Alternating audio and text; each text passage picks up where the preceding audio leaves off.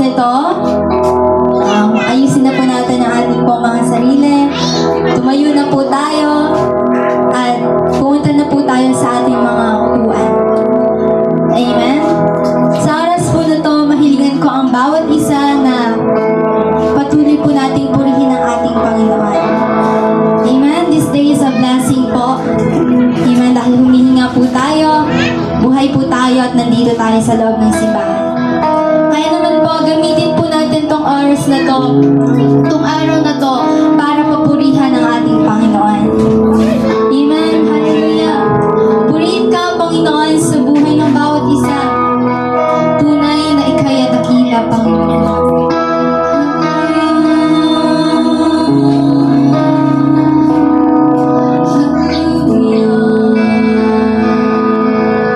Pagharian mo, Panginoon, ang aming puso. Hallelujah, purihin ka, Lord God.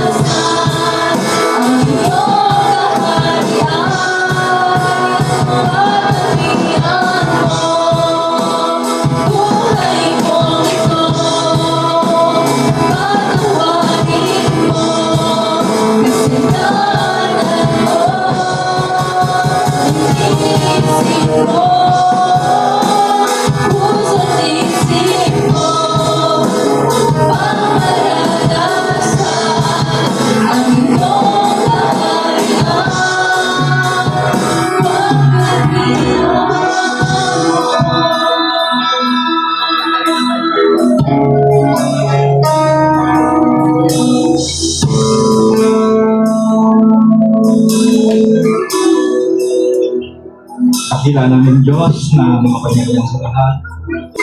Patuloy po kami na malapit. Nagpapakumbaba kami ng Panginoon. At nagpupuri kami ng Diyos. Lord, sa oras na ito, Panginoon, humihingi ako, Panginoon, ng katawaran mula sa inyo.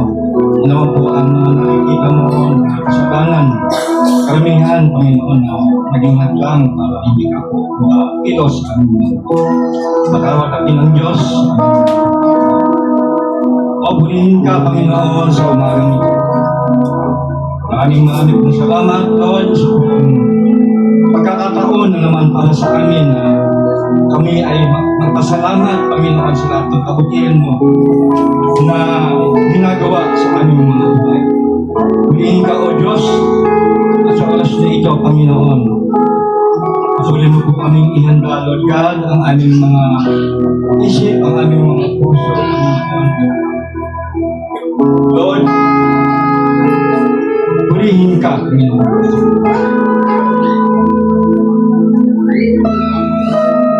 Salamat po, Panginoon, sa pag-iingat niyo po sa amin. Salamat, Lord, sa mga pagpapala na aming natanggap, na aming natamo, Panginoon, sa isang linggo ng aming buhay. At sa oras na ito, Panginoon, kami po ay nagbabalik paguli sa salamat. Salamat, Lord, maging sa iyong salita na aming maririnig sa oras na ito. Patuloy mo po itong pagpalain, Panginoon. Ikanin mo po lagi ito sa aming mga buhay, sa aming mga puso, Panginoon. At ang alipin mo na gagamitin, patuloy mo siyang pagpalain, Panginoon. Puspusin mo siya ng iyong kapangyarihan upang maiyak na po ang nararapat para sa kanya. Salamat po sa iyo, Panginoon. Maging dalangin po lang sa mga wala pa sa oras na ito. Ihatid mo po sila ng ligtas at payapa dito sa aming bahay, Panginoon. Purihin ka, O Diyos. Hallelujah. Mangyari ang kalooban mo, Panginoon. Maraming pong salamat sa iyo po ang kapuri. Pagkakila sa pangalan po ng Panginoon Jesus. Ang lahat po yung sabi na Amen. Amen. Minsan po nga pong manakas sa palakpak para sa ating Panginoon. Amen. Hallelujah. Yes, tandaan po natin ang ating Panginoon po ay ating sandigan. Sa kapanahon man ng kalungkutan, ng problema ay laging tandaan po natin na ang Panginoon ay pwede po nating maging sandigan. Amen po. Kaya po patuloy po natin siyang purihin. Hallelujah.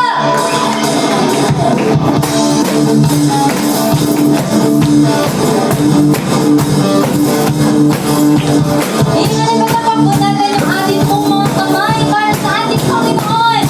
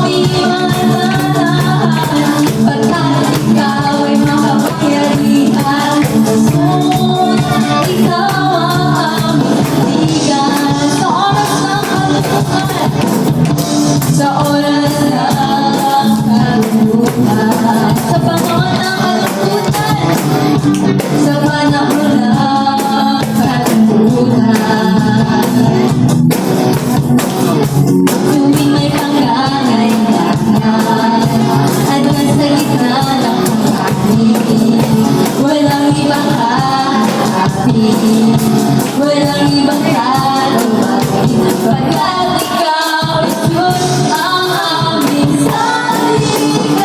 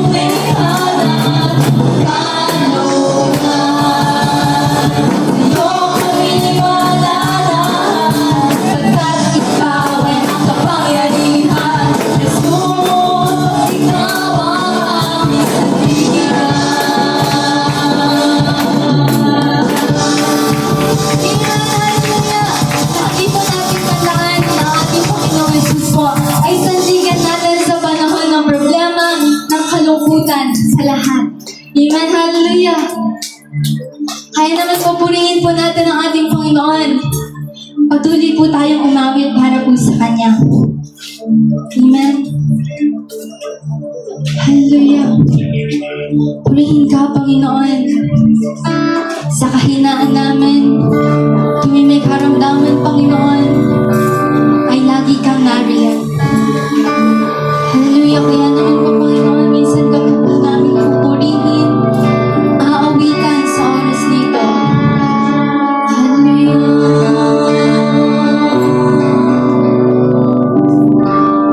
Purihin ka, Panginoon. Amen. Pahilingan ko pong bawat isa na magsambit po tayo.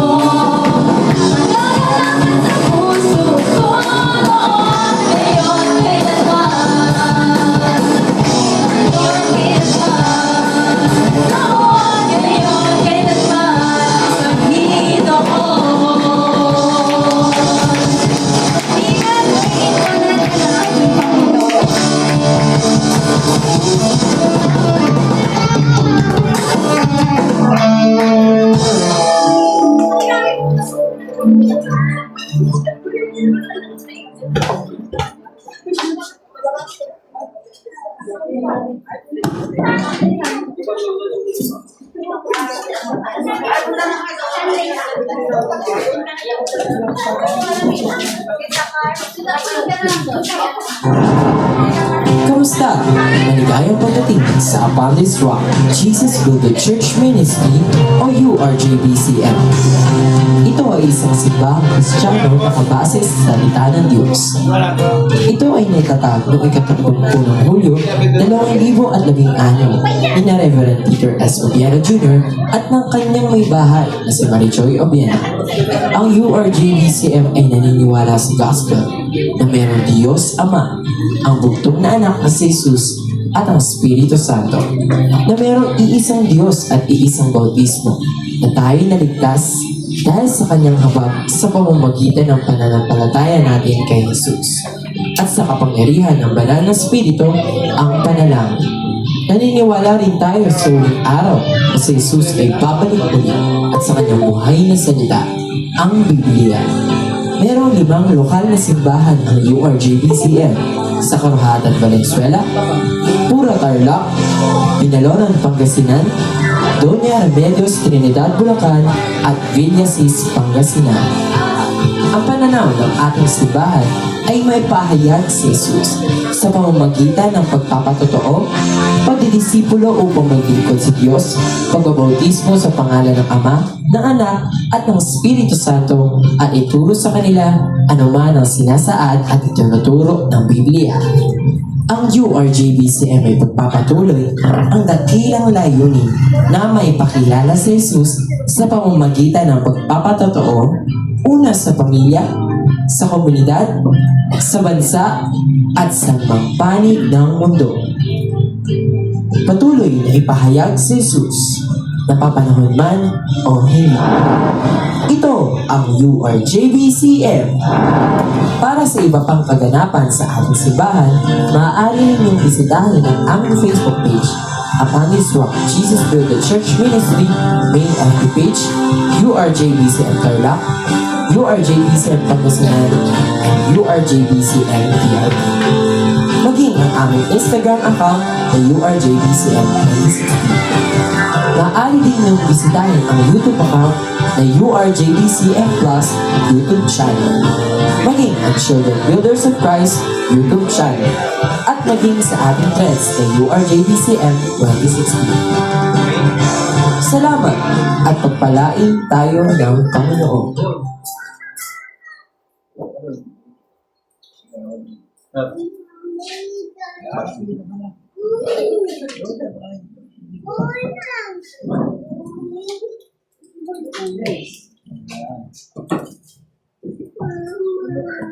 Amen. Praise God. Hallelujah. Mapagpalang umaga sa ating lahat. Amen po ba? Amen. Sino ang magsasabi dito na ang kanyang buhos ay buhay? Taas ang kamay. Amen. Praise God. Ang ating Diyos na pinaglilingkuran ay buhay at manatiling buhay magpakailanman. O, purihin ang Panginoon. Ang ating pag-aaralan ngayon ay karugtungan din po yon sa nakaraang linggo. Ito ay matatagpuan sa Mateo, Kabanatang 7, talatang 24 hanggang 27.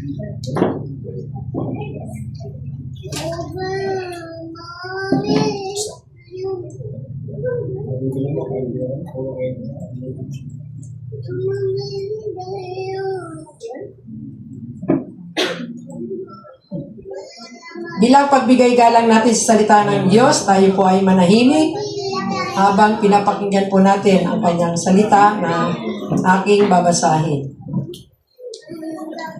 Sige po, tumayo po ang bawat isa as the Spirit leads.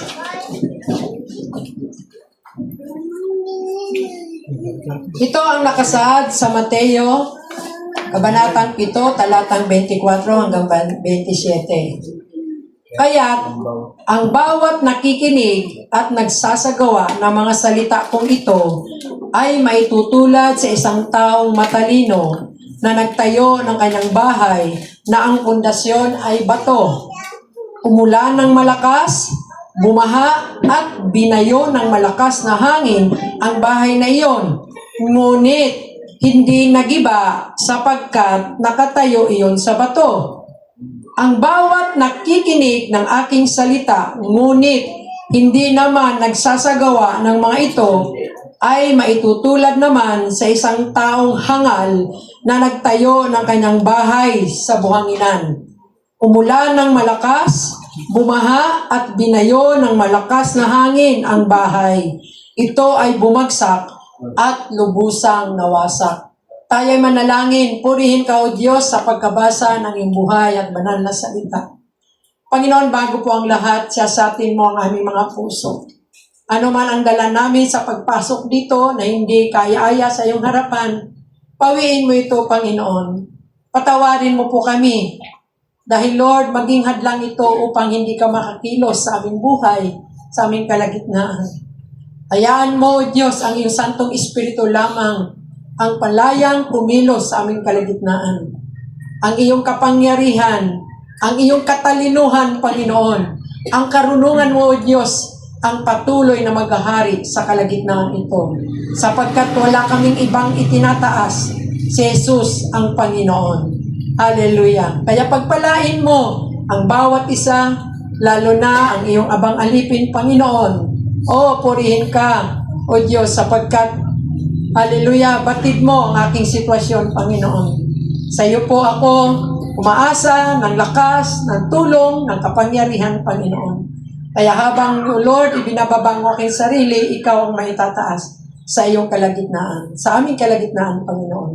Purihin ka, O Diyos, balutan mo po kami ng banal mong dugo. At maraming salamat din, O Diyos, sa kapatawaran na ginawad mo po sa bawat sa amin. Sa iyo lamang lahat ang papuri sa pangalan ni Jesus. Amen, amen. Isa pa natin palakpakan ng Diyos na buhay. Amen, praise God. Tumahimik kami na.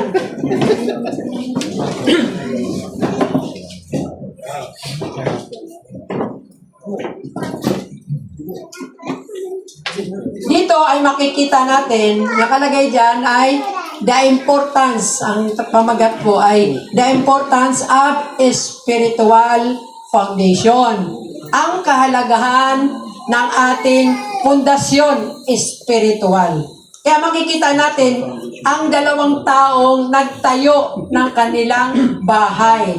Yung una, sabi doon sa verse 24, letter B, may isang taong matalino na nagtayo ng kanyang bahay na ang pundasyon ay bato.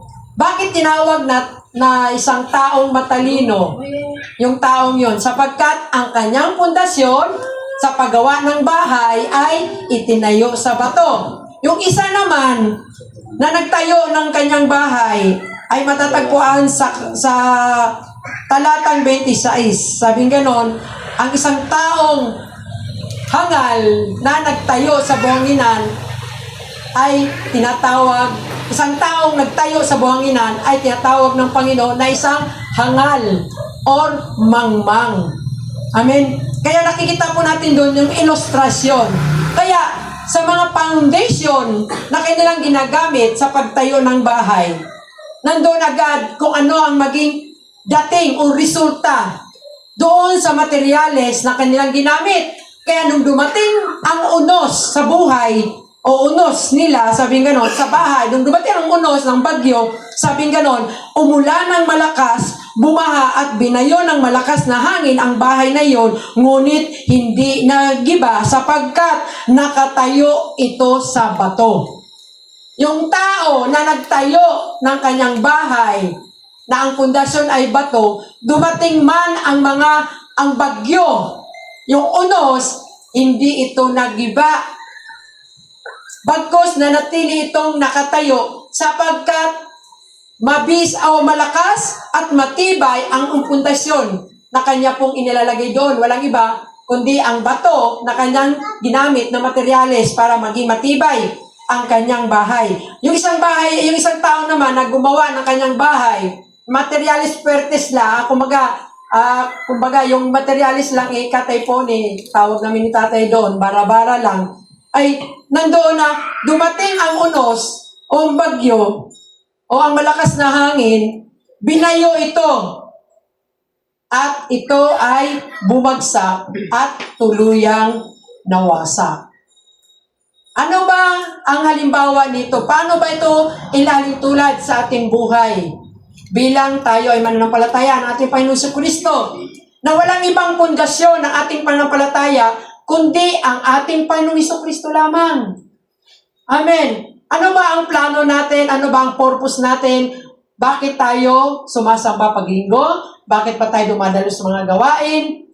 Sapagkat kung tayo, ang ating pananampalataya, ay nakapundasyon sa salita ng Diyos, nakapundasyon sa ating Panginoong Hesus, anumang unos o bagyo na ating kakaharapin o daranasin, hindi tayo matitinag.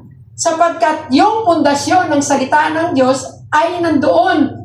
Yun ang ginamit nating materyales para tayo'y patuloy na maging matibay at matatag sa ating pananampalataya. Kaya, ano ba ang mga paraan? Ulit-ulit na lang ito, pero muling pinapaalala sa atin ng Panginoon. Gusto ba natin na maging matibay ang pundasyon ng ating bahay? Gusto natin, di ba? Gusto natin maging matatag dahil para pagdating ng bagyo, hindi tayo basta-basta mawawasa. Kaya gumagamit tayo hanggat maari ng isang pundasyong matibay, long-lasting, ika nga. Gusto natin maging maganda ang kalalabasan nating bahay. Ganon din sa ating buhay espiritual, mga anak, mga kapatid. Lalo nating pagkukulan ng isang matibay na pundasyon ng ating pananampalataya. Para kung dumating man yung unos, pagsubok, karamdaman sa ating mga buhay, hindi tayo basta maibubual. Hindi tayo basta-basta maigugupo. Hindi tayo basta umaatras sa mga pagsubok sapagkat matibay ang ating pundasyon. Amen?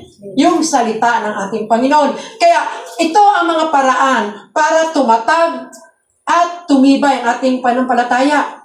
Ito ay atin pong hangarin.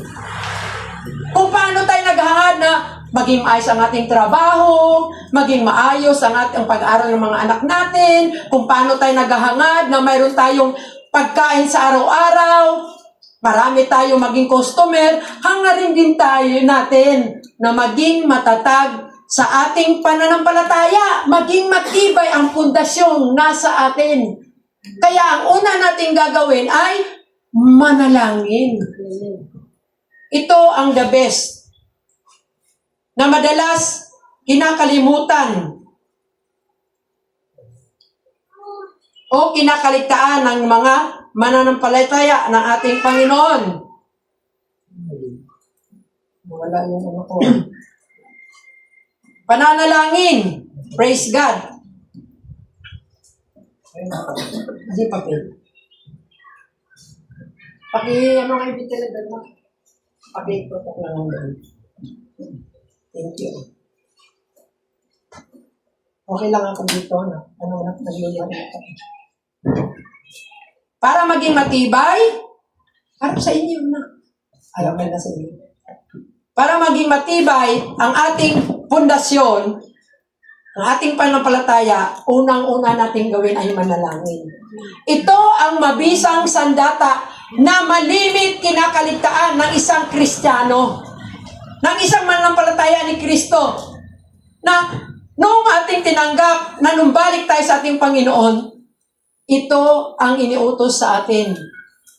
Tayo ay manalangin. Kaya sabi sa Efesos 6:18, manalangin kayo sa lahat ng pagkakataon, humiling at sumamo sa patnubay ng Espiritu. Lagi kayo maging handa at patuloy na ipanalangin ang lahat ng hinirang ng Diyos. Pray one another. Ipanalangin natin ang bawat isa. Ipanalangin mo ang iyong pananampalataya sa Panginoon. Huwag mong sabihin, matatag ka na sa Panginoon at baka ikaw ay mabuwal. Huwag nating sabihin, andun naman ang aking anak, andun naman ang aking asawa, masigasig sa Panginoon. Ang ating kaligtasan, mga anak, mga kapatid, personal natin yan. Personal natin tinanggap si Jesus bilang Lord and Savior. Kaya bawat isa sa atin ay haharap sa Panginoon. Madalas nating kinakaligtaan ang mananalangin. Ginagawa ng kaaway, naging abala tayo sa mga intindihin sa buhay na ito. Lagi ng kaaway, gusto ng kaaway, magmamadali tayo. Ipinapakita ng kaaway, ito ang gagawin mo. Pag ginanon, malilate ka na, ganyan. Ang pagsunod sa Diyos ay may kasamang sakripisyo. Ang pagsuko ng buhay sa Panginoon may kasamang pagtitiis. Bakit ko sinabing pagsakripisyo? Dahil gusto mong manalangin sa Diyos, gusto mong makaulayaw ang Panginoon, magsakripisyo ka, gumising ka ng maaga. Kung ikaw ay gumigising ng alas 6, gumising ka ng alas 5, at ang alas 5 at alas 6 na yan, igugol mo sa pananalangin sa ating Panginoon. Kaya ang taong pananalanginin, sabi nga nang nabasa ko, tumitigil sa pagkakasala. At ang taong patuloy na gumagawa ng kasalanan, tumitigil na sa pananalangin. Pansinin ninyo ang ating buhay espiritual. Pag kulang na tayo sa ating devotion, pananalangin sa Panginoon, hindi nyo ba napapansin ang inyong mga sarili? Bakit iba na ako ngayon kaysa dati?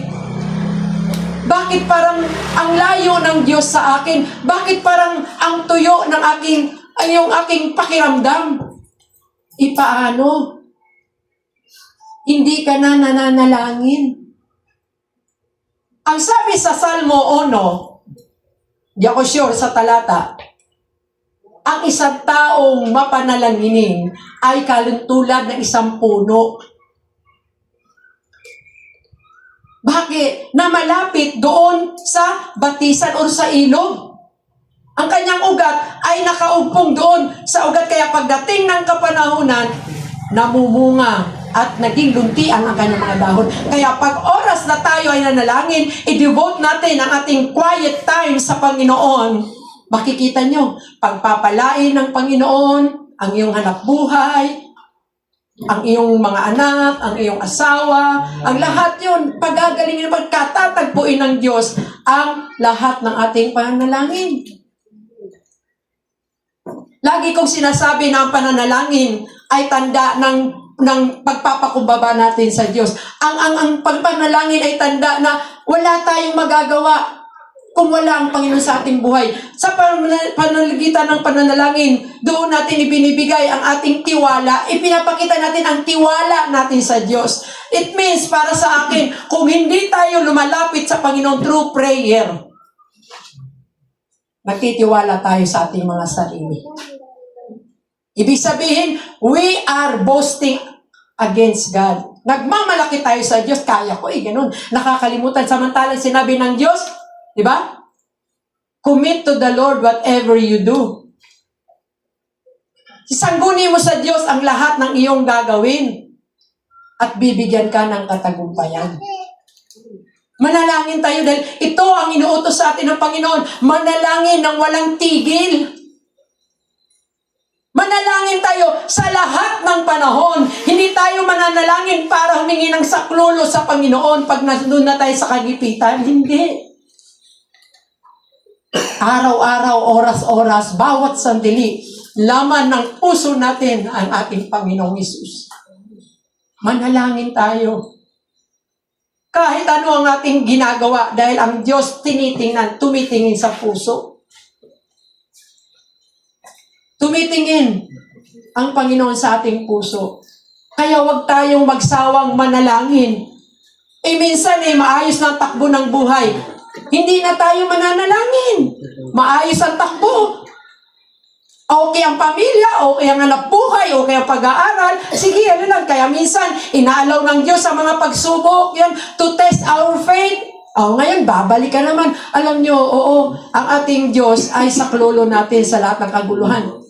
Pero tayo, bilang mga Kristiyano na, anak na ng Diyos, hindi tayo dapat lumapit lang sa Panginoon. Dahil doon nagapi ka na, wasak na, talunan ka na, Lord, wasak na ako, talunan na ako, ito na naman ako, ito ako. Masarap pag lumapit sa Panginoon dahil ang puso mo ay tigip ng pasasalamat sa Diyos. Hindi tayo lalapit sa Panginoon. Oo, minsan nananalangin tayo, umiiyak tayo sa Panginoon dahil humihingi tayo ng habag ng awa. Nawa, minsan, lumapit naman tayo sa Panginoon sa pagitan ng pananalangin. Nang tayo umiiyak dahil galak na galak ang ating mga puso dahil nakikita natin ang kapangyarihan ng Diyos na kumikilos sa ating buhay. Sa personal mo, sa mga anak mo, sa tahanan mo, sa iglesia ng Diyos, sa church, lahat. Bagamat magulo ang takbo ng daigdig ngayon, pero ang nakay Kristo, may kapayapaan. May kapayapaan ang nakay Kristo. Kaya ang taong tunay na nagsalig na ng Panginoon, magulo man ang paligid, marami masang ingay na naririnig ng mga banta sa ating pamumuhay. Panatag ka. Yes. Dahil nakapundasyon na ang inyong tiwala sa Panginoon, ang iyong pananampalataya sa Diyos. Kahit ligligin ka pa ng sakit, kahit bantaan ka pa ng kaaway, hindi siya magtatagumpay sa buhay mo. Dahil ang nakay Kristo ay isa ng mananagumpay. Labanan natin sa pamamagitan ng pananalangin.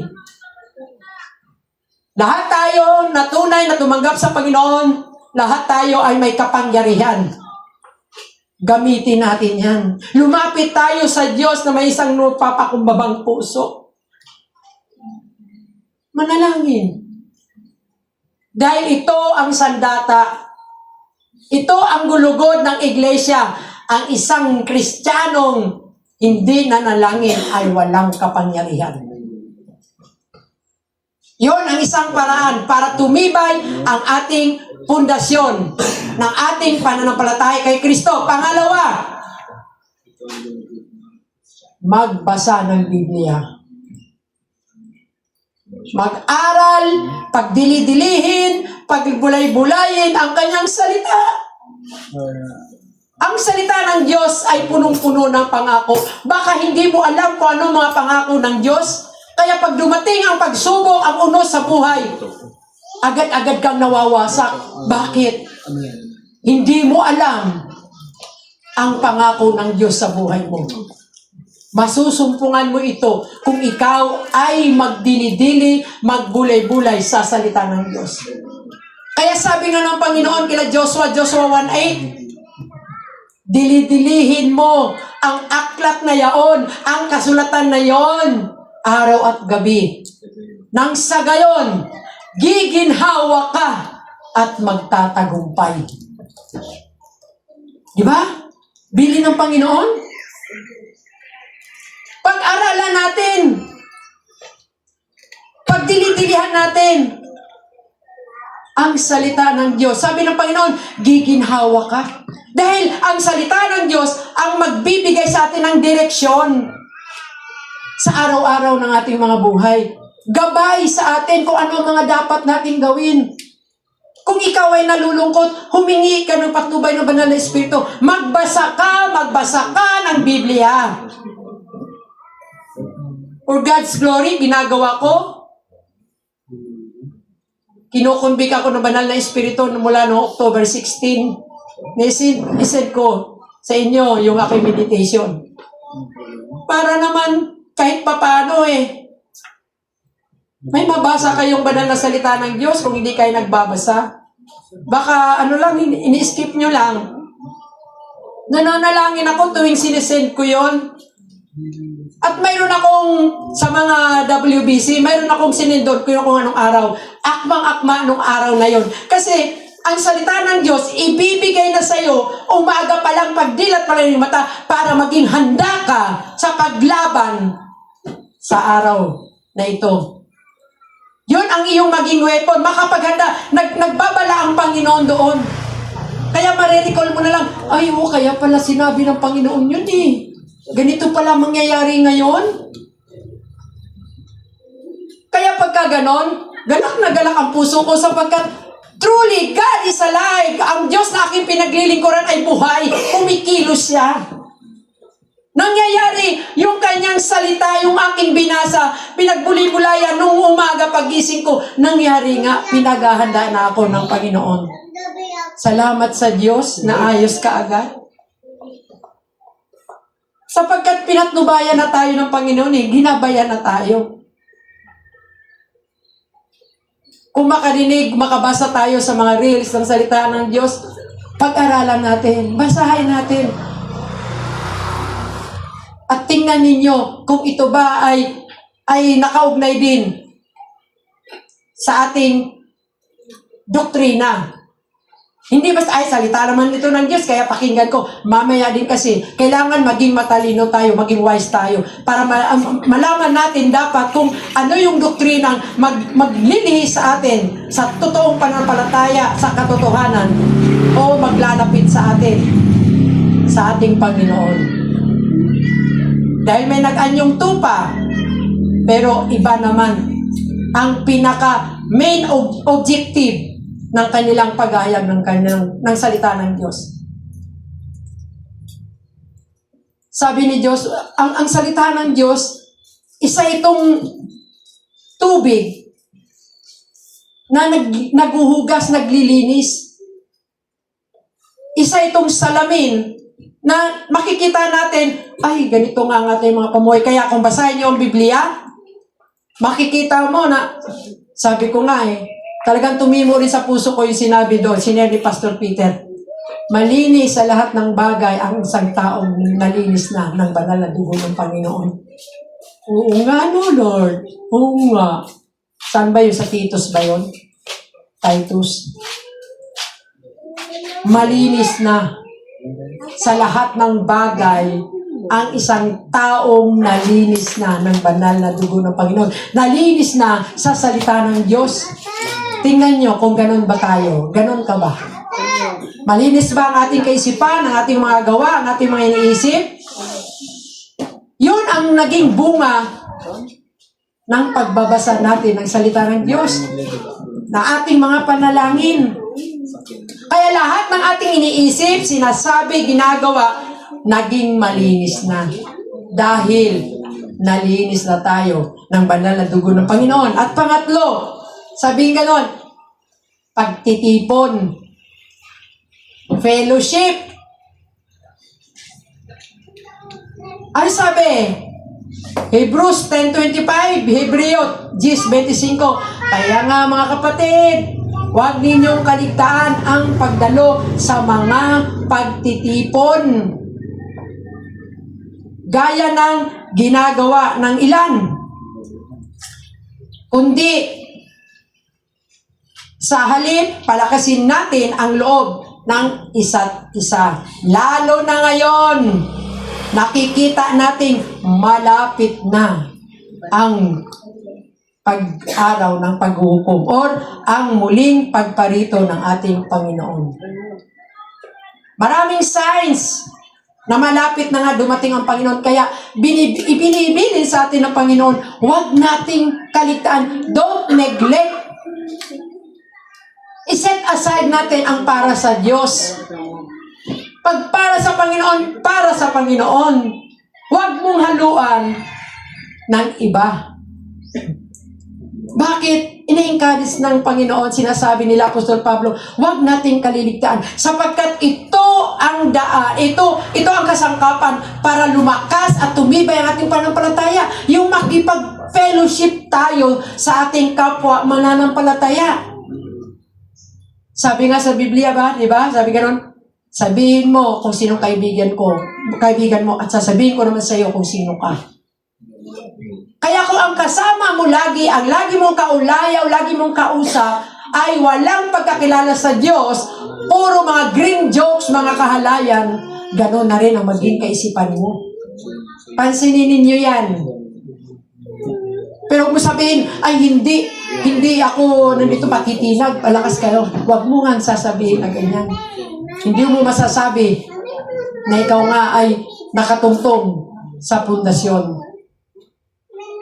Kaya para makaiwas tayo, doon tayo sa mga mananampalataya, doon tayo sa mga nakakilala sa Diyos.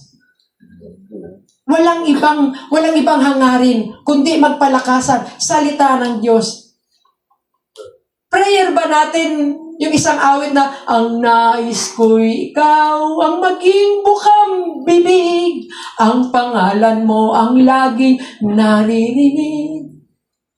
Yan ang panalangin ko. Parang nakakatawa, no? Pero yun ang katotohanan.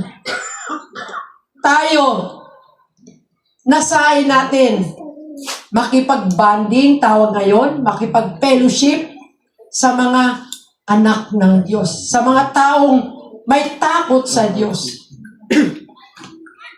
Huwag mo nang hangarin na makakarinig ka ng mga bagay tungkol sa Panginoon o makalangit na gawain sa mga taong walang pagkakilala sa Panginoon.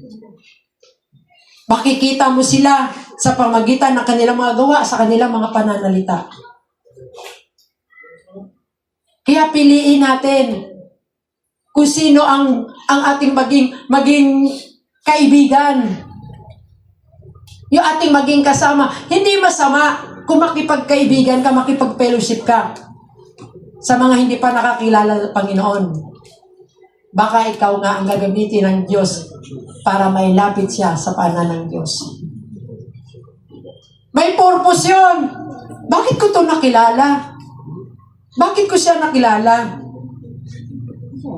Yun, panahon mo na. Sharean mo siya ng salita ng Panginoon. Yayain mo sa gawain ng Panginoon. Baka ikaw ang maging, everything nga has a purpose ng Panginoon Kaya minsan karoon tayo ng pagtatanong ba, bakit ko ba, lagi ko na lang siyang kausap, lagi ko na lang siyang ka-chat. Ikaw, mananampalataya ka ng Panginoon. Kung ano na yung sinasabi niya, yun din, aayon ka rin ba?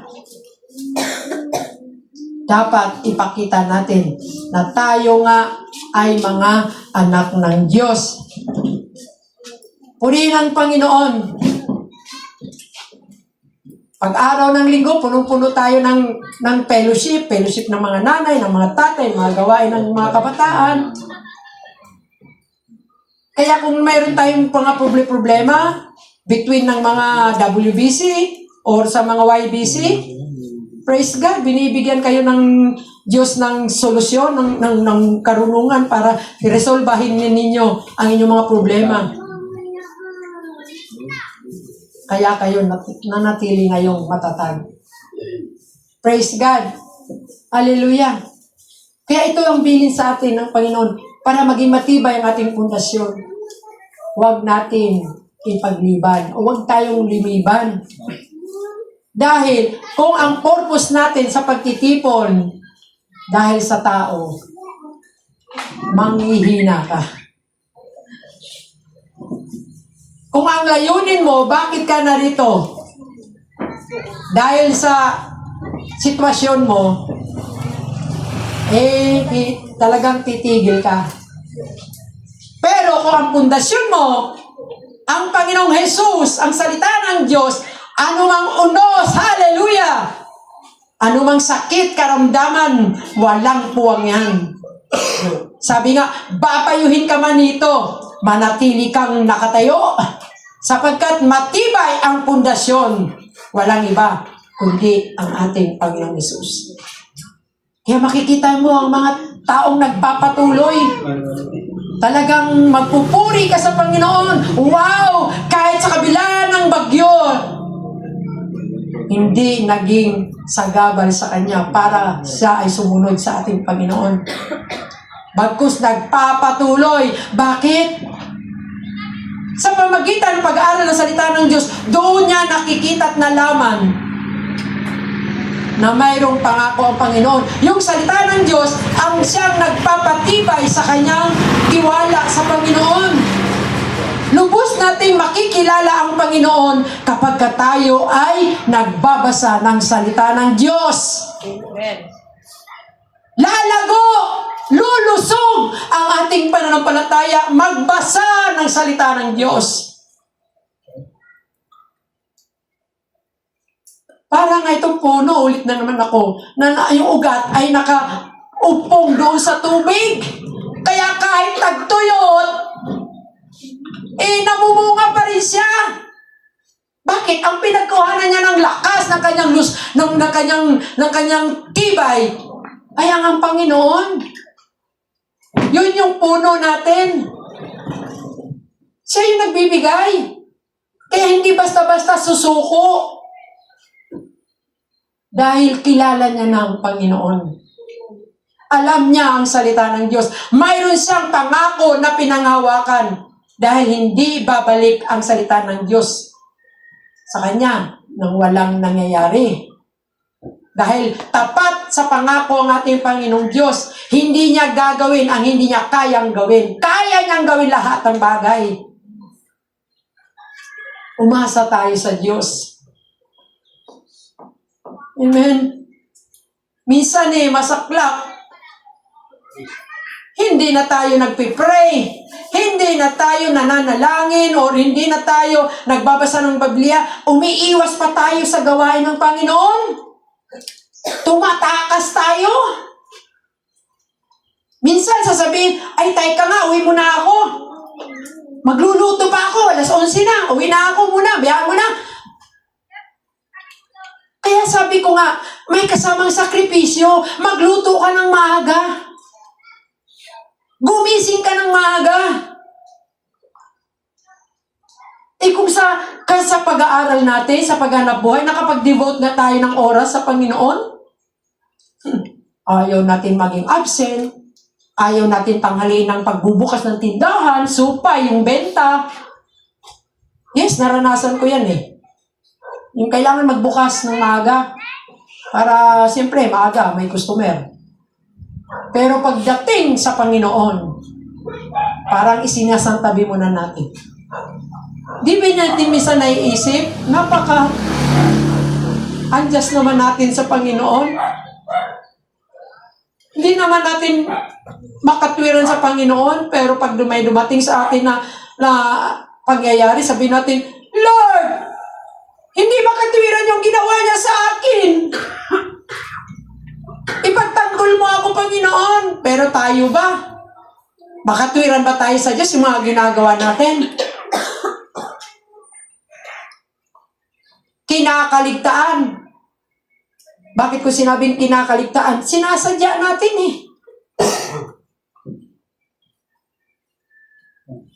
Dapat mayroon tayong disiplina sa ating sarili. Kung mayroon tayong oras sa lahat ng bagay, sa paghanap buhay, sa pagkain, sa pagligo, may oras tayo dyan. Sa pagpasok sa school, dapat laanan din natin to. Manalangin at magbasa ng Biblia. Yung pananalangin na talagang kayong dalawa lang. Umulit na naman ako dito. Dalawa lang kayo. Yan nga ang challenge ko sa bawat isa sa inyo Kung gusto nyong lumalim ang pundasyon nyo sa salitaan, sa pundasyon nyo ng ipananampalataya sa Panginoon, magbasa kayo sa Biblia at manalangin ka, makipag-usap ka sa Panginoon ng kayo lang dalawa. Pagtahimik ang paligid, pagtulog na lahat, o kaya wala na ang lahat, it's the time na makipag-communion sa Panginoon. At pang-apat, isapamuhay natin ang salita ng Diyos. Efeso 5:8. Dati kayo'y nasa kadiliman, ngunit ngayo'y nasa kaliwanagan. Dati kayo'y nasa kadiliman, ngunit ngayo'y nasa kaliwanagan na. Sapagkat kayo'y nasa Panginoon, mamuhay kayo ngayon ng nararapat sa mga taong nasa liwanag. Naliwanagan na ba tayo, mga kapatid, mga anak, sa salita ng Diyos? Kung tayo'y naliliwanagan na, makikita ito sa ating pamumuhay. Andoon na yung sigasig sa pagdalo sa mga gawain. Sabik na sabik at natutuwang pumunta sa church dahil mayroon siyang kasabikan marinig ang salita ng Panginoon. pakasabikan natin ang tayo ay makinig sa salita ng Diyos. Ipag-pray natin sa ating sarili kung ating mismo wala akong kagagana-gana, Panginoon, napipilitan lamang ako. Alam natin yan. Lord, wala akong ngayon kasi masama pakiramdam ko. Labanan natin yan. Oh, hallelujah! Labanan natin. Pandaraya lamang ng kaawayan. O wala, hinihingal ka. Hangus na hangus ka. Hindi mo maintindihan bakit ganon.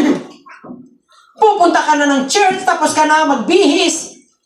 Bigla ka ngayong hinangos. Manalangin ka.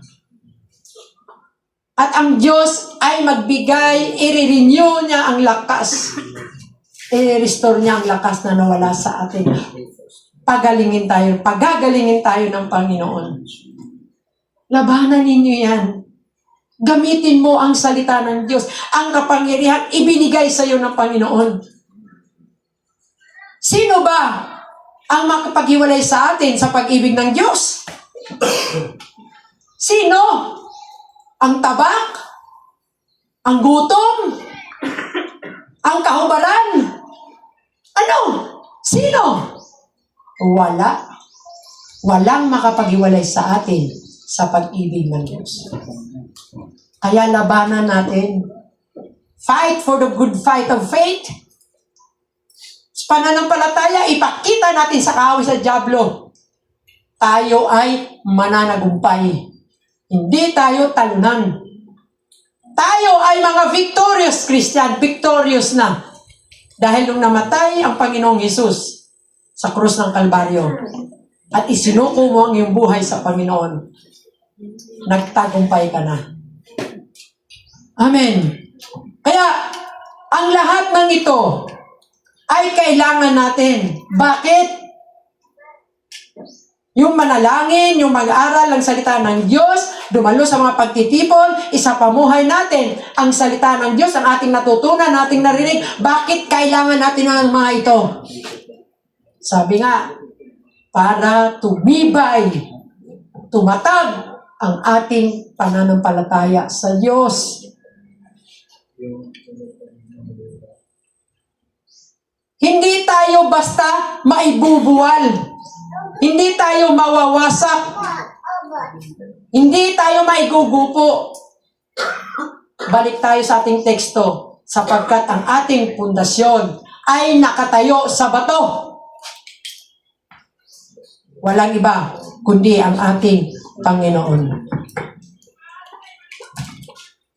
Sabi dito,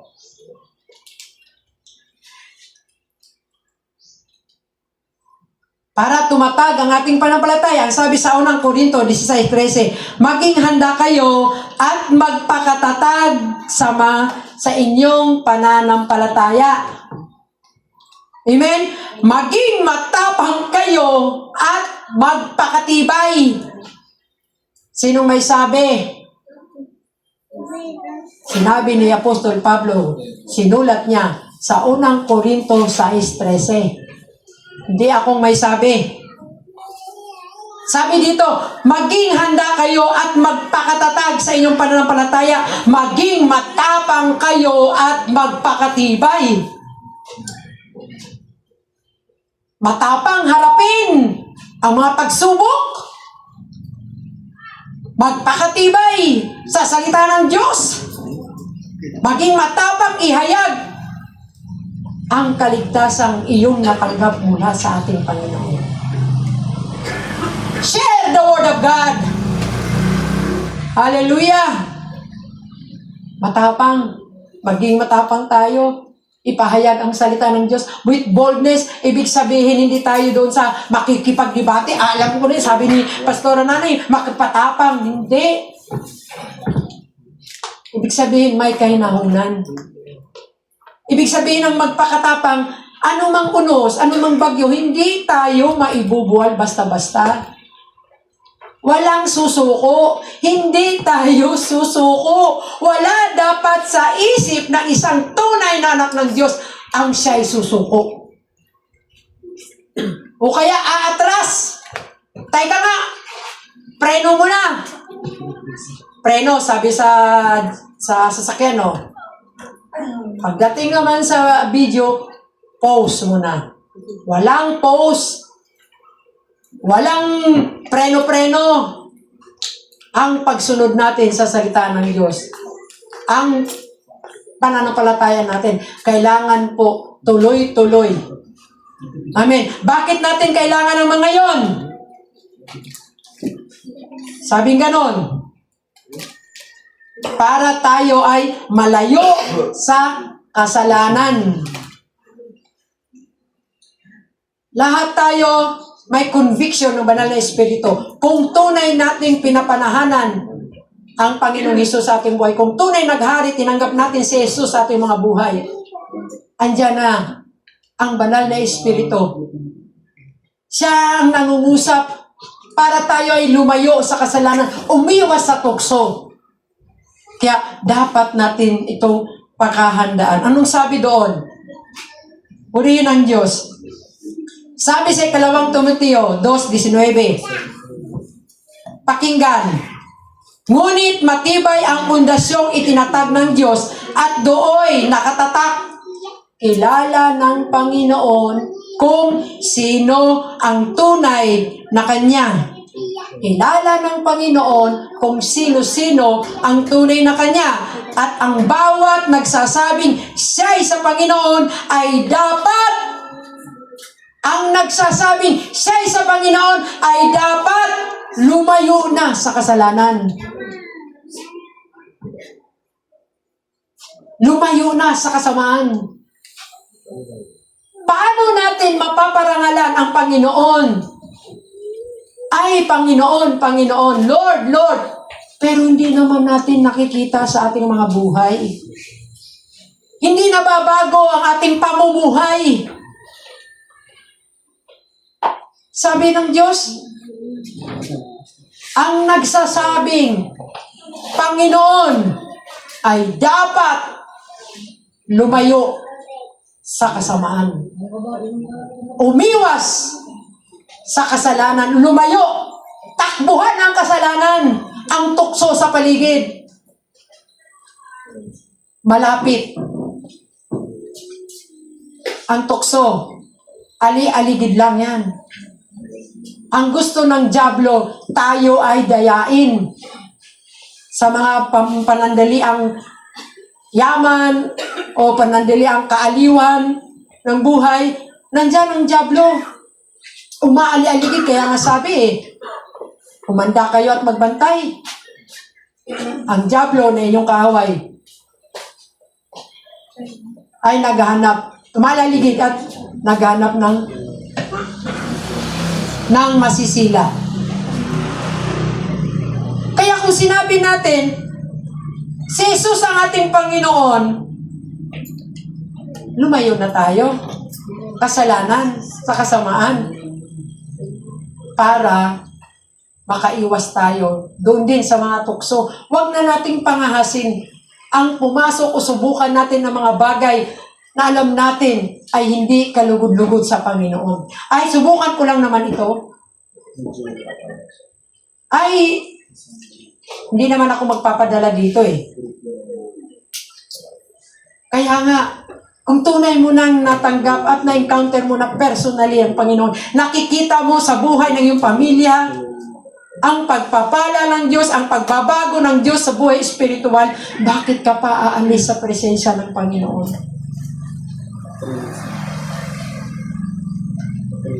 Lahat yun inaalaw ng Diyos para tayo ay subukin sa ating pananampalataya kung gaano tayo katatag. Pero tandaan natin, kung mayroon mang pagsubok, mayroon mang mga karamdaman, problema, hindi tayo bibigyan ng Diyos ng pagsubok na hindi natin kaya. Tapat ang Diyos. Pagdating ng pagsubok, bibigyan ka ng lakas para mapagtagumpayan na yun. Kaya sabihin mo sa sarili mo, ay, oo nga na, Lord, no? Napagtagumpayan ko ang ano na yun, oo nga, no? Ang bihira. Andito pa rin ako, nagpapatuloy sa'yo. O kung minsan, bakit tayo nakaranas ng pagsubok? para gisingin tayo ng Panginoon, lahat pa rin sa ikabubuti natin, mga kapatid, mga anak. Dahil walang ibang hangarin ng Diyos, kundi bigyan tayo ng buhay na ganap at kasiyasiya. Yan ang nais ng Diyos sa atin. Perfect life. Buhay na ganap. Ang nais ng Diyos sa atin. At bakit kailangan natin ng mga ito? Para mapaghandaan natin ang muling pagparito ng ating Panginoon. Sabi ng Mateo 24:42, maging handa kayo dahil hindi ninyo alam kung kailan darating ang Panginoon. Darating ang Panginoon sa oras na hindi natin inaasahan. Sa mga anak ng Diyos, alam nyo na yan, huwag kayong magugulat. Dahil ipinapatiuna na ng Panginoon, ipinapangaral na, ibinibili ng Panginoon, darating ang Panginoon sa oras na hindi natin inaasahan. Baka darat tayo ay nanlalamig. Katulad ng yelo. Baka datnan tayong maligabgam. Ipanalangin nga natin sabi sa Bible, na ang muling pagparito ng Panginoon, madatnan tayo na nag-uumapoy sa paglilingkod sa Panginoon. Yes, sa muling pagparito ng Panginoon, hindi natin alam. Kahit ang Panginoong Hesus, di niya alam kung kailan, walang takdang panahon o oras. Hindi walang nakakalam, ang Ama lamang. Kaya, dapat natin gawin, kung matalino tayo, dapat natin itong paghandaan. Baka pagbabalik ng Panginoon, saan ka naabutan? Hindi ko naman ibig sabihin, kailangan nasa church ka. Hindi natin alam Ang ibig sabihin, yung ating puso, yung ating relasyon sa Panginoon. Baka naabutan tayo, wala na pala. Nanlalamig na pala ang ating pananampalataya sa Panginoon. Para na tayong malnourished. Kumbaga sa tao, kulang sa sustansya. Kaya naging mahina. Bakit kulang? Hindi nag-aaral ng salita ng Diyos, hindi nanalangin, hindi nag-fellowship. Hindi sana ganun ang mangyayari. Kaya maging handa tayo. Amen, hallelujah. Sa muling pagparito ng ating Panginoon.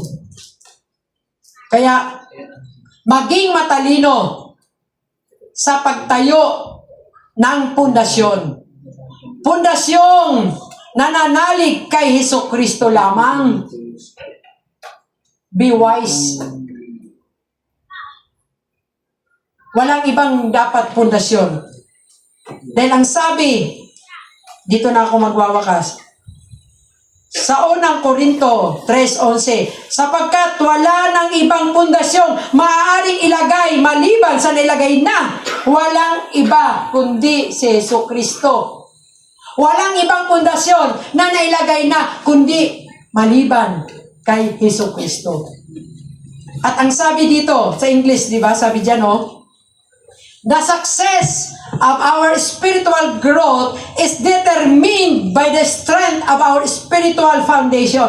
The Christian life built on a solid foundation will withstand the storms of life.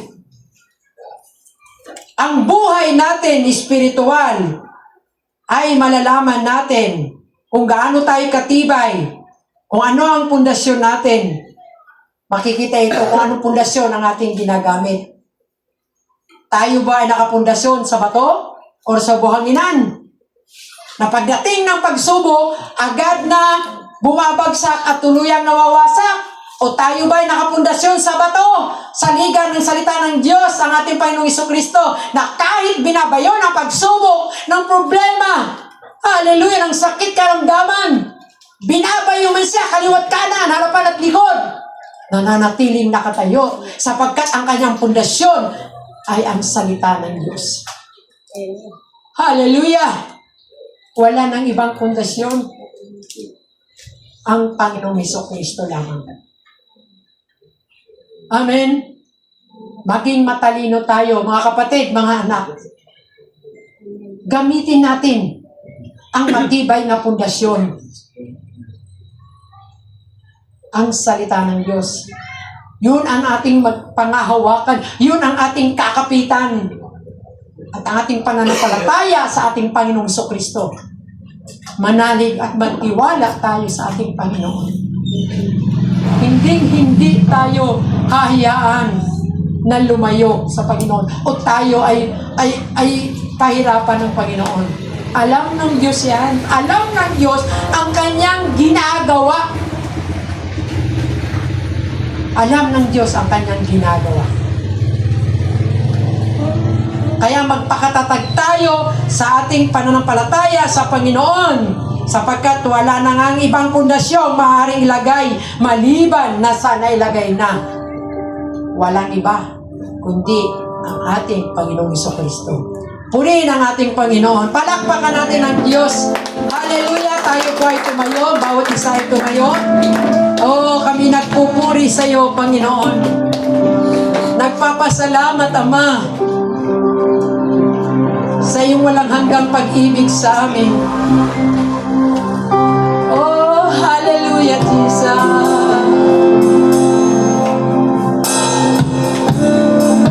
Panginoon, ang aming awitin ay aming pong iaalay sa iyo.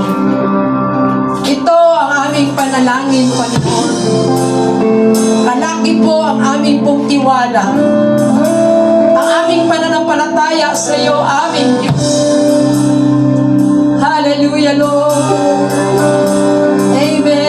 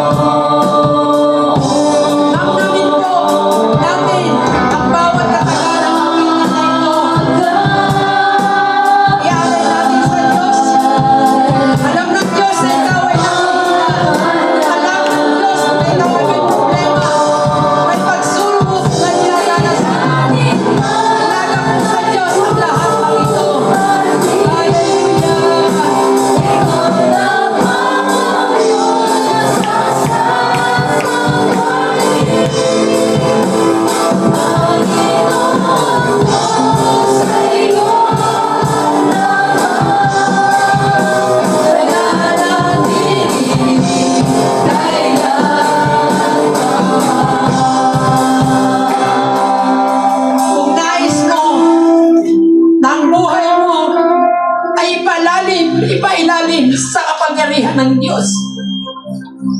Manalangin ka at gamitin mo ang awit na ito bilang kasangkapan nakatagpuin ng Diyos ang iyong mga dalangin. Awitin natin sa mahinang tinig na wala ang mga instrumento. Suliranin man ay dumating. Suliranin man ay dumating. Ikaw yes, awitin mo ng buong puso. Manatili ka sa Panginoon, sa presensya ng Diyos.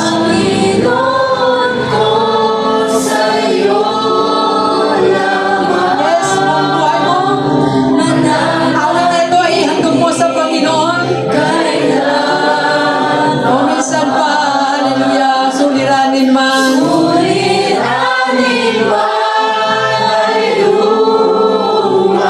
Oh, ikaw lamang, O Diyos.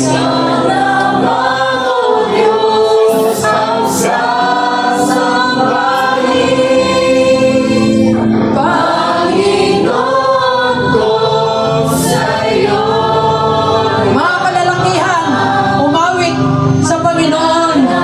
Suliranin man ay dumating. Hallelujah.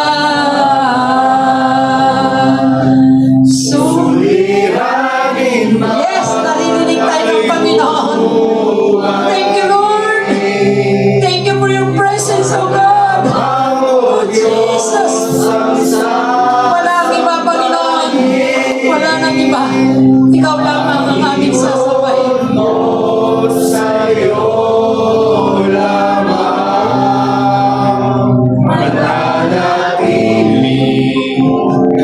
Mga kababayan naman, umawit sa Panginoon, suliranin man.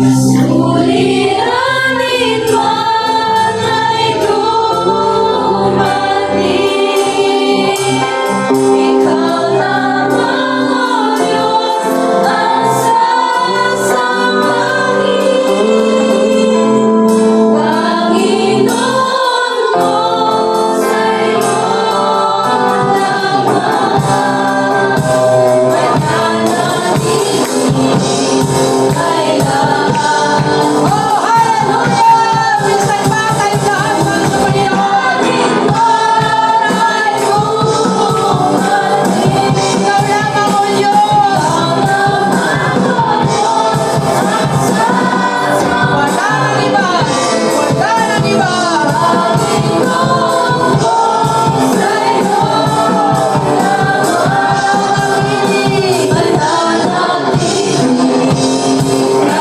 For the very, very last time. Hallelujah! Suliranin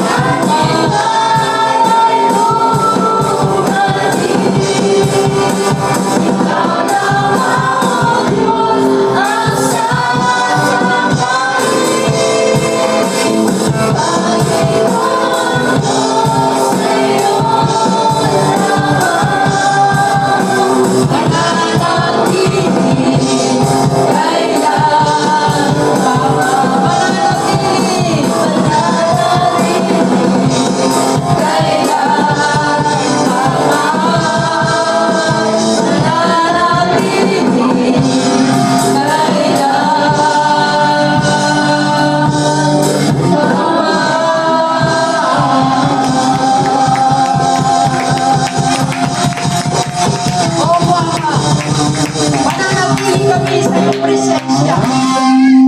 Patuloy kaming maglilingkod. Patuloy kaming susunod sa iyo, Panginoon. Sapagkat walang maging hadlang, walang sino mang makakasagabal sa amin, sa aming pananampalataya sa iyo, Diyos. Patatagin mo pa, Ama, ang aming pong pananampalataya. At patuloy mong tatagpuin ang bawat pangangailangan ng iyong mga anak. O Diyos, sa linggong ito, Panginoon. Purihin ka, Ama. Hayaan mo ang iyong masaganang pag-ibig, walang hanggang pag-ibig mo sa amin. Mainit na pagmamahal mo ay patuloy naming mararanasan. Ibinubuhos mo, Panginoon, ang masaganang pagpapala sa aming mga buhay. Hallelujah, sa lahat ng era naming mga buhay. At ang iyong pangungusap ang paggabay ng iyong Santong Espiritu ay patuloy na mananahan sa bawat isang nagtitiwala sa iyo, aming Diyos. Purihin ka, Ama. Sa iyo lamang lahat ang papuri sa pangalan ni Jesus. Tayong lahat ay magsabi ng Amen.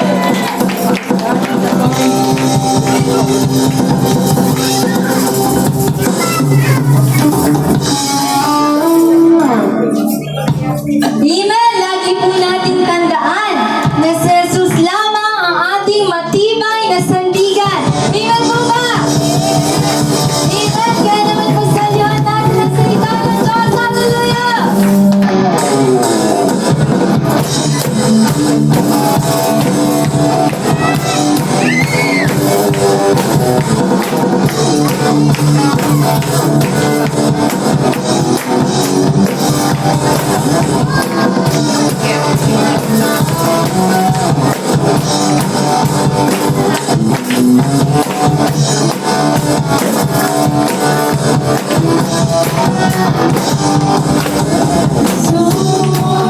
Ikaw ang aking sandigan.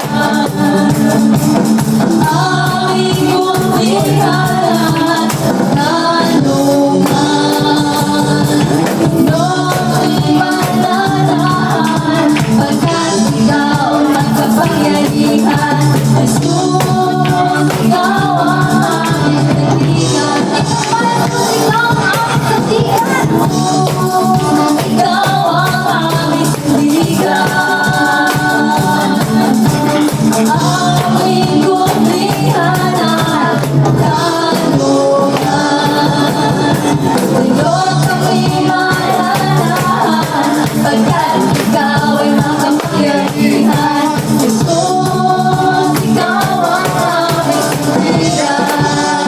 Oras ng katulungan, sa oras ng kadiliman, sa panahon ng kalungkutan, sa panahon ng kalimutan, tuwing may pangailangan, tuwing may pangangailangan, at nasa gitna ng panahon, walang ibang hanapin, walang ibang ganawain, pagkat ikaw, Jesus, ang aming sandigan. Jesus, ikaw ang aming sandigan.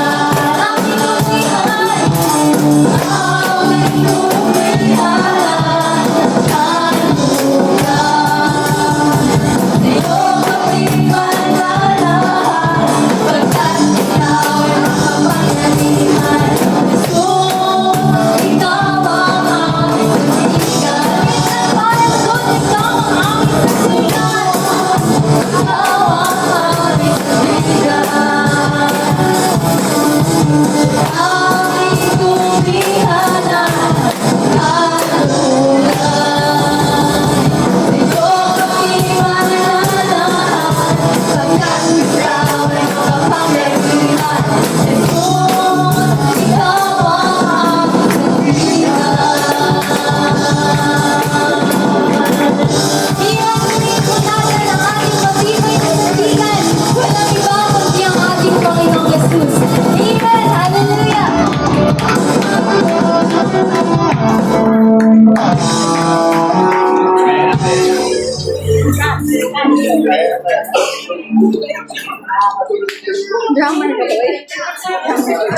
Amen. Praise the Lord po. Mga kapatid, mapagpalang umaga po sa ating lahat. Pagpasensya niyo na po ang aking boses sapagkat parado ang aking yan. Sino po ang masaya sa oras po ito? Masaya po ba ang bawat isa, mga kapatid ko sa Panginoon? Amen. Nabusog po ba tayo sa salita ng Diyos? Ayan, so tayo po ay dadako po sa pagkakaloob po ng ating tithes and offering sa ating Panginoon. At gusto ko pong kunin yung ikalawang points po ni Pastor Lolit na kung saan mga pamamaraan upang tayo ay tumibay sa ating pananampalataya, yung pundasyon po natin sa pananampalataya, yung pag-aral po ang salita ng Diyos. Ngayon po mag-aral po tayo ulit ng salita ng Diyos. Pero ang salita po ng Diyos na ito ay encouragement po para sa atin kung paano tayo magkaroon ng financial freedom na tinatawag po. Dahil ang Diyos po, ang gusto po ng Diyos sa atin ay magkaroon ng buhay na ganap at kasiyasiya. Ngunit paano po natin makukuha ang mga bagay na ito? Una sa lahat, babasahin ko po sa Lucas chapter 6 verse 38. Sabi po dito, magbigay kayo at kayo'y bibigyan ng Diyos. Hustong takal, siksik, liglig at umaapaw pa ang ibibigay sa inyo. Sapagkat ang panukat na ginagamit ninyo sa iba ay siya rin gagamiting panukat sa inyo. Amen. Purihin po ang ating Panginoong Diyos sa pagkabasa ng kanyang buhay at banal na salita. Masasabi po natin dito, makikita po natin doon po sa Malakay chapter 3 verse 10 na may percentage po. Yung percentage po ng tithes and offering po doon, yung tithes po ay 10% bahagi ng ating mga ikapo na natanggap sa loob na yung pinaghirapan po natin may percentage po doon, yung 10%. For example, tayo po ay nagkaroon ng income na 100 pesos, yung 10% po nun, which is yung 10 pesos ay yun po ay batas po na iniutos po ni Yahweh. Pero dito po, wala pong 10% po dito sa New Testament. Pero sabi po dito, magbigay kayo at kayo bibigyan ng hustong takal, siksik, liglig at umaapaw. Ibig sabihin tayo po ay magbigay ng may yung maluwag po sa ating puso, hindi po tayo napipilitan lamang. Yun po sinasabi ng Apostol Pablo dun po sa mga taga-Corinto. At in relationship po dito po sa verse na ito, gusto ko pong example sa inyo yung babaeng balo. Ayan. Sino pong nakakaalala sa kwento ng babaeng balon na naghandog sa Panginoon? Ayan. Yung babaeng balo po na yon, ang inihandog po niya ay 2 kusing lamang. Ayan, 2 kusing lamang habang yung mga ibang miyembro po sa templo po na yon ay ang dami na lang inihandog.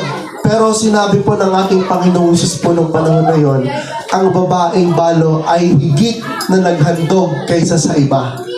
Bakit po? Bakit po sinabi ng ating Panginoong Jesus na yun? Sapagkat yung 2 kusing po na yun ay isinuko niya yung kanyang ikinabubuhay. Ayan. Halos yung 2 kusing po na yun, kumbaga talagang pangangailangan na talaga niya eh. Kumbaga, nandun na yung pagkain niya sa lahat ng pangangailangan niya sa buhay niya, nandun na, pero inihandog pa rin niya sa Panginoon. Ano pong ibig kong sabihin po dito mga kapatid? Ang Diyos po, sa ating buhay, binigyan po tayo ng Diyos ng trabaho, binigyan po tayo ng Diyos ng kung ano man na pagkakitaan. At gamitin po natin ang mga bagay na yun para mapaluguran po natin ng Diyos. Nang sa gayon po, may bigay po natin yung ating ikapuhandog sa ating Panginoon nang may kagalakan sa puso at nang sa gayon ay kalulugan po tayo ng Diyos. At kagaya po ng sinabi ng ating pastora kanina, ang salita po ng ating Panginoon ay punong-puno ng mga pangako. At yung pangako po na yun, nasabi dito, siksik, liglig, at umaapaw pa ang ibibigay po sa atin ng Diyos. Lamang, tayo po ay tumalima sa kanyang salita. Siyempre, paano po natin makakontam yung pangako po ng Diyos sa atin kung hindi po natin ginagawa yung mga iniutos ng Diyos sa atin, di po ba? Kaya po, sa oras po ito, yung first step po na gagawin po natin ay magpasalamat po tayo sa Panginoon na sa gayon ay magkaroon po tayo ng puso na may katapatan, puso na may kagalakan, may pasasalamat sa ating Panginoon, ipagkaloob po natin sa Diyos ang nararapat para sa Kanya. At katulad ng isang babaeng palok, kalulugan po tayo ng Diyos. At the same time, pagkakalooban po tayo ng Diyos ng siksik, liglig at umaapaw pa. Amin po ba mga kapatid? Amen. Tayo po'y manalangin. Dakilang Diyos, maraming salamat sa oras nito na pinagkaloob niyo po sa amin. Tunay nga po na mabuti ka, tunay nga po na tapat ka, at sa lahat ng pangangailangan po namin na hindi mo kami iniwan, hindi mo kami pinabayaan, Panginoon. At Lord, salamat din po sa kalakasan na ipinagkaloob niyo po sa panahon na kami po ay nagkakaroon ng trabaho at sa pamamagitan ng mga bagay nito, Panginoon, ay Lord, kinasangkapan mo po ang mga ito, Panginoon, upang sa gayon ay magkaroon po ng kita ang bawat isa ng pananampalata, ng pangangailangan ng bawat isa, Panginoon. At sa oras nito, magbabalik po kami ng pasasalamat sa inyo, Panginoon, sapagkat wala po kaming magagawa kung wala ka sa aming mga buhay. Lord, hinihiling ko po na pagpalain niyo rin po ang mga anak mong naririto. Ganon din po, Diyos, ang bawat isa na kung saan, Panginoon, ay nangangailangan din, Lord, patuloy mong katagpuin ang mga pangailangan po namin. And as we give our tithes and offering to you, Lord God, hayaan niyo po mga bagay nito ay patuloy na mapaluguran ka, patuloy na papasalamatan ka, patuloy, Panginoong Diyos, na mapapurihan ka sa aming mga buhay. Sapagkat ang pagkakaloob po ng aming handog at ika po sa inyo ay isang uri ng pagsamba, Panginoon. Salamat, Lord God. Pinupuri ka namin at pinapasalamatan. Kayo na po ang siyang bahala na kumilos sa buhay ng bawat isa ayon sa pananampalataya ang ipinagkaloob niyo po sa amin, Panginoon. Sa iyo po namin ipinagkakatiwala ang aming mga buhay. Sa iyo po namin ipinagkakatiwala ang aming mga pangangailangan, Panginoon. Sa iyo po namin ipinagkakatiwala ang lahat-lahat sa amin, O Diyos. At sa iyo po ang pinakamataas na papuri at pasasalamat, Ama, sa pangalan ng aming Panginoong Jesus. Tayo po natin magsabi ng amin.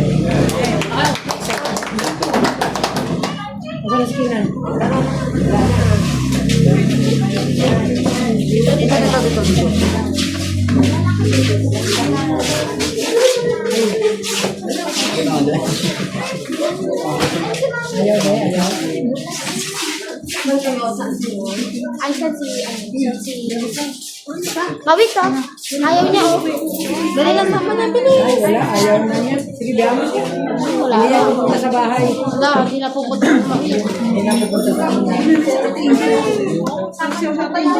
Go, Eman.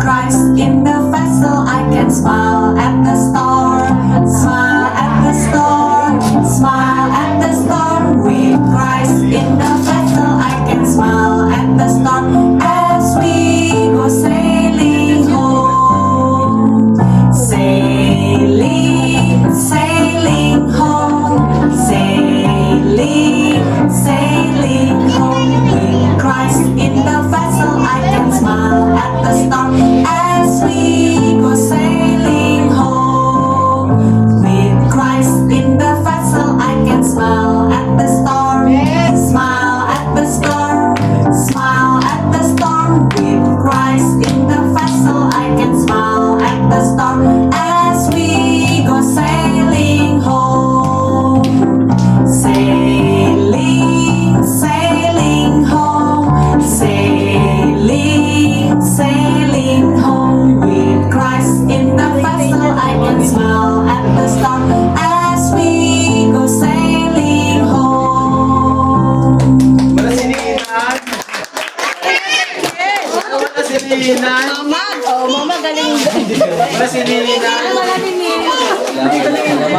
Dalawa kayo doon. Galing sila.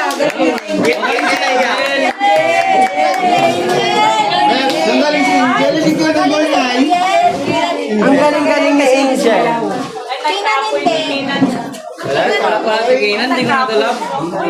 Unti-unti na nagiging bossing.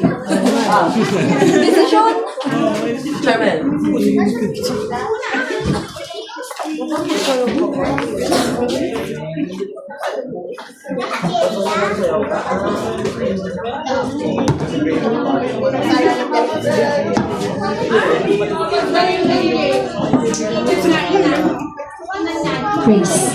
Amen. Sige po, tayo po idarako na po sa ating pong announcement. So ito po naka-schedule po sa darating na Sunday po.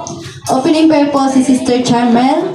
Word of God po si Brother Virgilio Gaboy. Titan offering Brother Mark Angelo. Special number po ang music at closing prayer po si Pastor Nanay Lolit. And announcement din po ang ating pong general meeting po sa November 29 na po ito. Lahat po ng leaders po ay nanayahan po dumalo.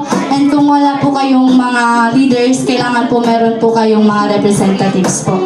Ayan po rin po ang Panginoon. Tayo pong lahat ay tumayo at ibalik po natin sa Diyos ang pinakamataas po na papuri at pasasalamat at pagwakasan tayo ni Sister Roma sa closing prayer.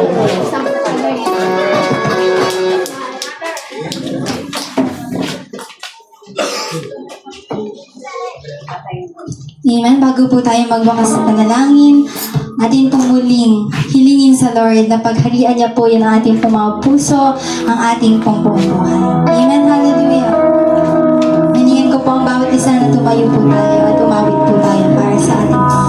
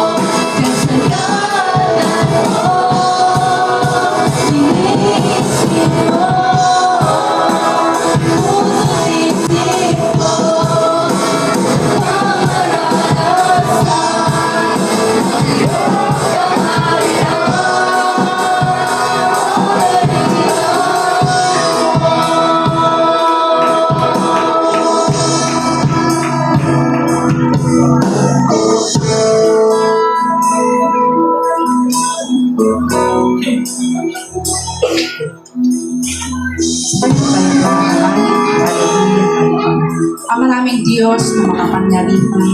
Pinupuri ka namin at pinapasalamatan muli, O Diyos, sa natapos, Panginoon, na aming gawain sa oras na ito. Lord, salamat, Panginoon, hallelujah, sa mga salita mo, O Diyos, na aming napakinggan, Panginoon. Salamat ng marami, O Diyos, dahil Ikaw ang siyang patuloy na nangungusap, Panginoon, sa bawat isa sa amin, Panginoon. Salamat sa iyong ginamit, Panginoon, sa oras na ito, sa aming pastoral ulit, Panginoon. Patuloy mo siyang pagpalain, O Diyos. Hallelujah. Alam mo, Panginoon, batid mo ang lahat, Panginoon, sa kanyang buhay.